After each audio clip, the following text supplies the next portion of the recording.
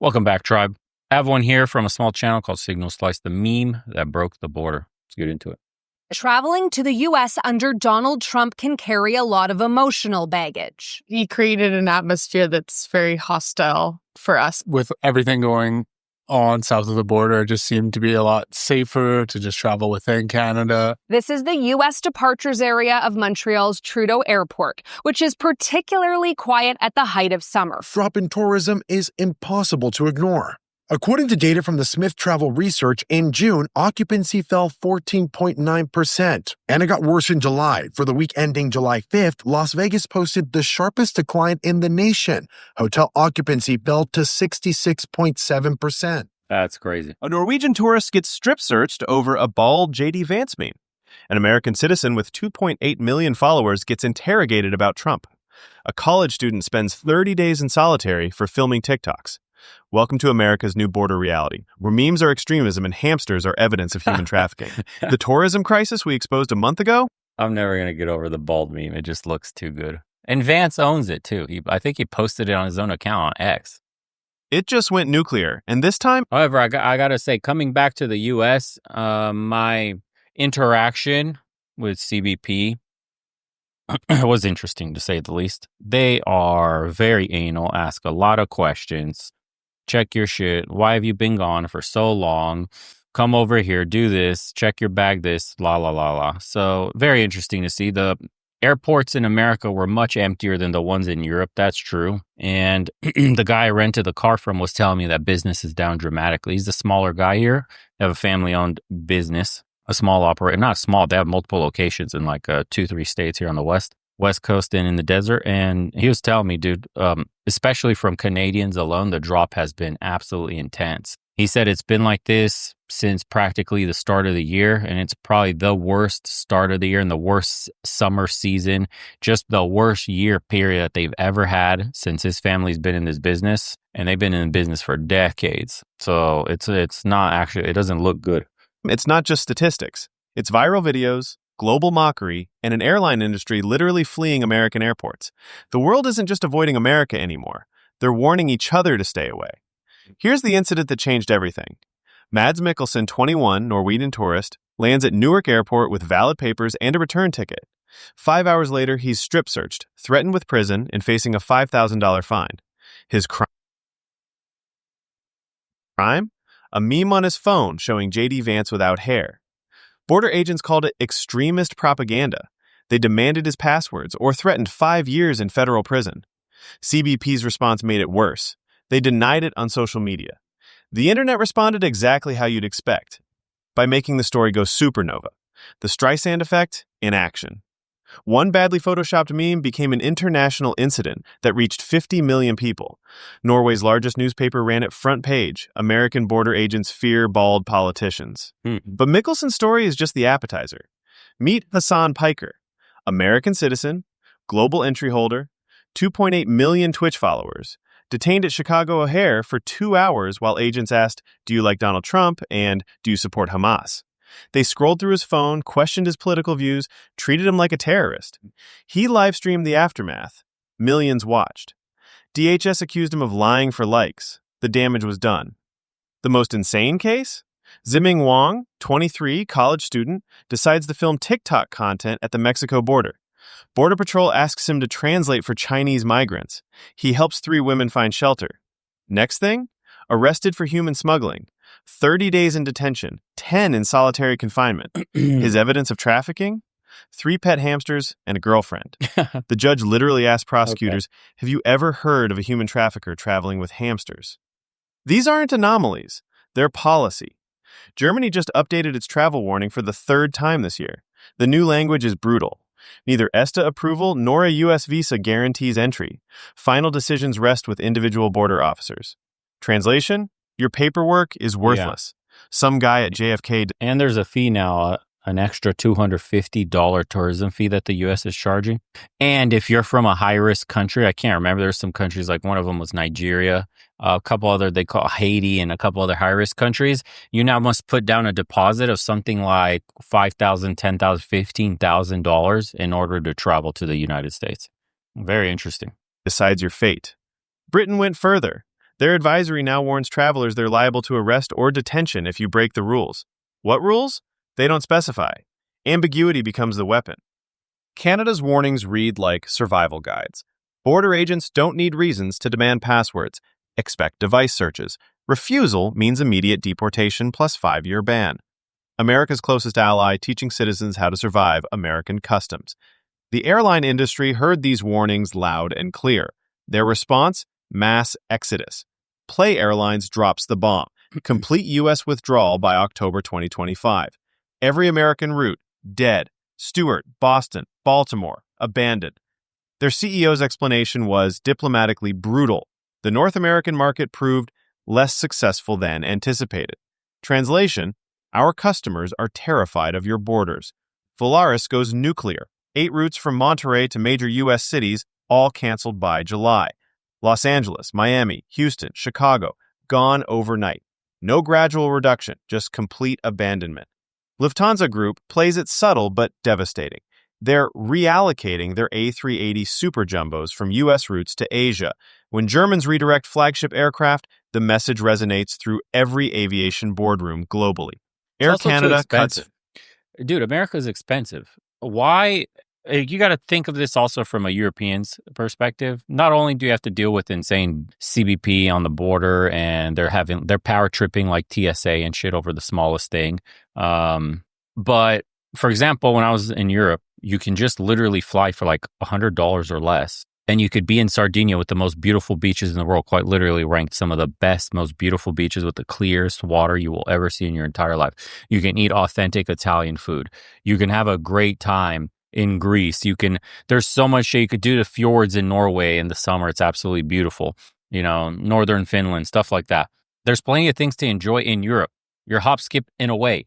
The only thing Europe's missing that America really has is like Grand Canyon, the Southwest, the desert. You don't have that in Europe at all. That's like one of the most unique things. Or go in the summer in the Swiss Alps. It's beautiful to hike there. For Europeans, it's much cheaper, much, much cheaper to just go one country over, literally drive one country over, or to like Croatia and go on the Dalmatian coast. It's absolutely gorgeous. You just drive there, literally. It's or we're staying in Zagreb with my wife. She literally has a place in Zagreb, and you can drive every single day and come back same day, hanging out at the beach, and it's extremely cheap. Now, you do one of these flights, like you're going to spend over $1,000 on the flight alone, easy, on one person. On one person, it's like $1,600.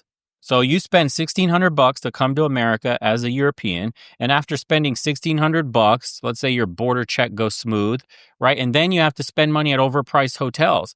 Because it's not just like, look what's happening to Vegas, dude. There's another video here that I was going to cover. And it says Las Vegas tourism slump linked to rising costs. Expert analysis reveals it's expensive. Right, Check and this out. we thought it would be much, much busier. Judging from all the videos and movies, Vegas is just crazy and there's party everywhere. And It's then dead. we arrived here and it was like a dead city. So we were surprised. Is it just not busy in the airport? Is it the casino? Is it walking around? What's not busy? The strip. Nothing. Everything's And dead. everything around the strip, I guess. Well, all this week on News 3 Live at 6, we've been taking a look at the recent... Same with Hawaii. Way less traffic. They have, they're down big numbers. What was it? Domestically? No, sorry, internationally, but domestic numbers are slightly up. It just doesn't make sense, guys. Have you checked the Airbnb prices? Have you checked prices of hotels? Even Americans aren't traveling that much anymore. slump there in tourism, its impact it's having on tourists and Southern Nevadans from the Strip to Carson City. Many people believe at least part of the downturn can be tied to higher prices, especially right there on Las Vegas Boulevard. But is that really the case? Well, we've sure heard a lot of complaints about it.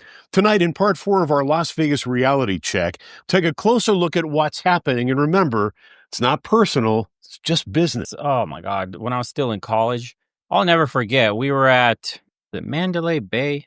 I can't even remember. Huge pool party, like absolute massive location there. Maybe XS or something. I can't remember. We went to all of them. Anyways. And they had DJs playing like Tiesto and all that stuff. And somebody else was debuting like some song that was exclusive for the Vegas pool party. And I remember when we walked in there, they had a beer, like one of these tall glasses that you got a mixed a mixed drink. Forget the beer. The beer is already expensive. But this tall drink, you guys know what I'm talking about. If you ever been to Vegas at a pool party with those super long straws and you're just drinking on the drink, started off $20. 1 hour later, it was $40. Bro, midway into the show, Steve Aoki is who I saw. That was right. I went and saw Steve Aoki. No offense, Steve, your show was fucking dog shit. You came over there late as shit. You played like one song, baked out of your fucking mind, and then you took off. Anyway, didn't go there to see Steve Aoki anyways. It was just there to pick up chicks, basically. We were having a great time in Vegas, and it was movie-esque, we'll say that. But that drink ended up being $80 fucking for one of those glasses. $80, they jacked the price up. Because the venue filled up. If you left, you could not get back in. They were at max capacity. The line of people waiting outside was fucking out of control. And it was like 110 degrees getting baked to a fucking crisp. Literally, I turned into a lobster. But hey, whatever. Got a bunch of numbers, ended up smashing. So I guess it was worth it. Vegas was, that day was worth it. And then we went to Omnia and XS and all the other nightclubs that you know about on the Strip and had a blast. It was probably one of the last good years of Vegas. And that was something like 2014, 2015, something like that before it got real degenerate. And then years later, I visited my friend that lives out in California and we ended up going to Vegas for, I can't even remember. Somebody got married and they're doing their bachelor party over there. And dude, it got ghetto. The line, the people, the quality of people. It used to be an international place. Just ghetto, ratchet, hood garbage everywhere. Gremlins, trolls, willies. Why would you even want to go in the club? And you know the cover for the club in Vegas is absolutely insane, bro. They're charging at the really nice spots. I remember the cover was $100 fucking. That shit's crazy. Great, dude. So if you're from a wealthy country and you're trying to book a hotel or from a wealthy city in a high zip code area, it's going to automatically know that. And then you're going to get shafted with the $500 nightly rate. Unreal. This shit's crazy. These companies, dude, I told you, they're so fucking greedy. They're pricing everybody out. Like they don't care. Their greed is unlimited. 5 routes for winter. That's crazy. WestJet sees bookings crater 40%. Porter Airlines pauses expansion to U.S. markets. The Canadian airline industry essentially builds its own wall, paid for in lost American tourism revenue. The numbers behind this exodus are catastrophic. June 2025 data shows the acceleration. International hotel bookings down 61%. Canadian bookings specifically crashed 52%. Business travel That's because Trump tried to annex Canada and pissed on them. The Canadian bros are not happy, collapsed dude. 40%. Student applications plummeting across every metric. Convention bookings fleeing to Toronto and Vancouver. But here's the killer stat nobody's discussing. America now holds a $50 billion travel trade deficit. We've gone from earning billions from foreign tourists to bleeding money as Americans vacation abroad while foreigners stay home. A $100 billion swing in 1 year. New York City just admitted what everyone feared. They're losing 3.1 million visitors and $4 billion in direct spending. Mayor Adams tried spinning it as temporary adjustment. The hotel industry uses different words: catastrophic collapse. International visitors spend 3 times more than domestic tourists. When they vanish, entire economies crater. Las Vegas tells an even darker story. Canadian visitors down 55%. Hotel occupancy dropped to 82.9%. Devastating for a city built on 95% rates. Harry Reid International saw international traffic plunge 19.6% in a single month. The entertainment capital plays to empty seats. Miami watches South American traffic evaporate. San Francisco's convention center reports international attendance down 44%. Seattle's cruise industry faces its worst season since COVID. Disney World reports international family bookings down 38%. Behind every percentage point lies... Dude, a hundred bill swing is no joke. Foreigners are not staying home. They're visiting other foreign countries for vacation. A couple of months ago, I posted how my wife and I were not going to make our annual spring vacation from Canada to Vegas anymore. The reaction from Americans was good riddance, who needs you, and other vile comments. The ignorance is mind-boggling. We, 5 families from Amsterdam with 7 children, were going to tour the USA in camper vans for 6 weeks. We saved a lot of money and for a long time for this wonderful vacation to Disney World for the kids, of course. But our 67-year-old neighbor went to visit his brother in Minneapolis. His brother is older ill and doesn't have much time left. My neighbor took a bit long to find his passport and was immediately called aside and searched for everything he had on him. One answer was wrong, and he ended up spending 5 days in jail, and he still doesn't know why. On the way back, the same thing happened again, 3 days in jail. Luckily, he warned us, and we canceled everything. We're going to Canada for 4 weeks in August and 2 weeks to Paris and France and Disney Europe. What a shitty country. Damn. Am I suspicious as a German if I comment on this post? The lecturing of Europeans by J.D. Vance about free speech. Well, he had a point about that. It's a little bit commie in Europe. Actually, super commie, especially in the UK. At the Munich Security Conference, it's still ringing in my ears. The land of the free has become a country that reminds me too much of the dark history of Germany. Calm down, Cuck, bro. Trump did say he did not need anything from Canada. Well, now the world doesn't need anything from the U.S. Ooh. I think most football fans will avoid the World Cup in the USA. Oh, yeah, the World Cup is going to happen in America, huh? A Norwegian got put in prison for a J.D. Vance meme. Yeah. Oh, look, insider information here. I'm an airline pilot. Our flights were packed. Now they're almost empty. Damn. Wow, look at this. Lufthansa had direct flights from Frankfurt to Chicago and to Boston for 40 years. Last week, they permanently shut these flights down due to a lack of interest. Miami-Dade Airport had to shut permanently 30 gates because so few people are coming there and they don't need them anymore. Wow. Think of all the shops, cafes, coffee shops in the airports themselves that have shut down. More unemployment. No people, no business. Yeah, 100 billion swing, and this is just current 100 billion. I wonder how much worse this is going to get. Wow, actually. The Norwegian government has already said they can no longer guarantee the safety of anyone traveling to the U.S. and cannot guarantee that you'll be allowed to enter Norway again after going there. What? Australian government officially warns against traveling to the U.S. Jeez, what the fuck? Human wreckage. 230,000 Americans face unemployment. Hotels terminate 50,000 workers. Restaurants eliminate 45,000 positions. Entertainment venues slash 25,000 jobs. Each pink slip represents a family's financial security vaporized by policies that confuse paranoia with protection. The Trump administration's response? Double down with Presidential Proclamation 10949. 19 countries banned, 36 more on watch lists. The 2017 travel ban affected 7 countries. This one targets continents. But the real poison pill? Mandatory social media screening for all student visas. Set your accounts to public or get rejected. AI systems scan for derogatory information, including political activism. Like against Israel. Yeah, buddy. They were all over my X account. Yes, sir. What's that man posting over there? He's posting some shit. The government doesn't like him posting. Over 300 students from Harvard, MIT, Stanford already had visas revoked.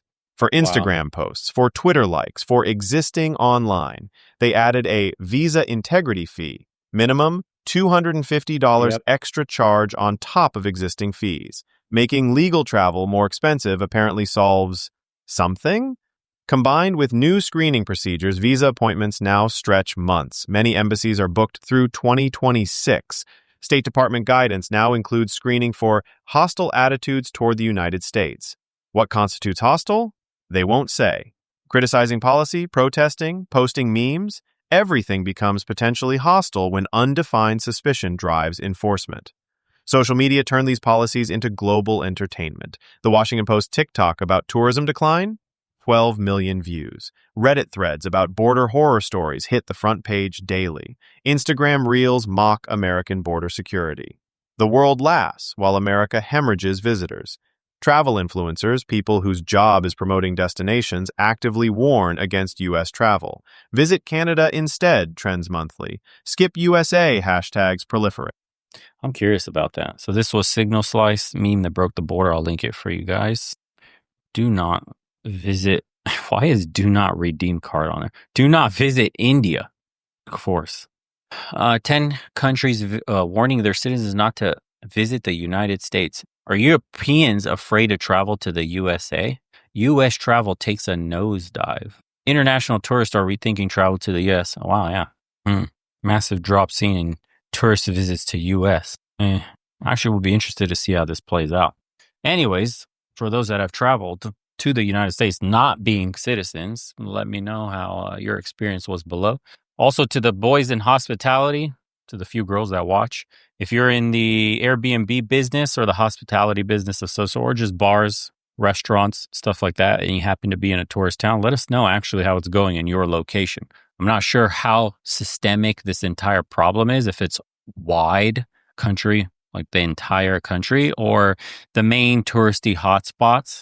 Think Miami, think New York, Los Angeles, yada, yada. I wonder, actually. And as usual, boys, see you on the next one.